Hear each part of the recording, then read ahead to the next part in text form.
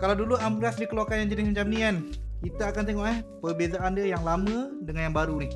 Okey, kalau yang ni Meta Handheld Fan Pro, yang ni versi Pro 2 guys.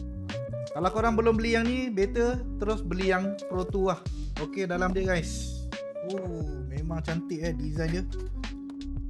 Kalau dulu yang lama boleh bergerak sikit saja kan, yang baru ni boleh bergerak macam ni.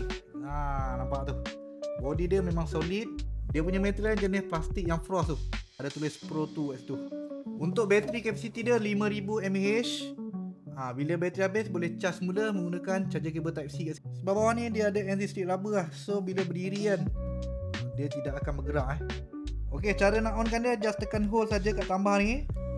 Okey, dia ada speed 1, ada lampu kan, 2, 3, 4, 5. Speed 5 ni speed yang paling kuat lah. Memang padu guys. Yang bagus sekali kan, sini korang boleh tarik, so boleh sangkutkan dekat korang punya meja tau. Macam tu guys. So korang boleh pusingkan dia 360. Nak tundukkan ke bawah pun boleh. Memang terbaik Grip pun kuat guys. Siap ada bagi charger kabel Type C dengan dia punya lanyard ni. Lanyard dia korang boleh ikatkan dekat sini lubang bawah ni. Dia punya angin tu pun memang padu memang kuat. So kepada korang yang belum ada lagi kan, better ambil yang Pro 2 terus. Harga pun murah, boleh tekan link kat bawah.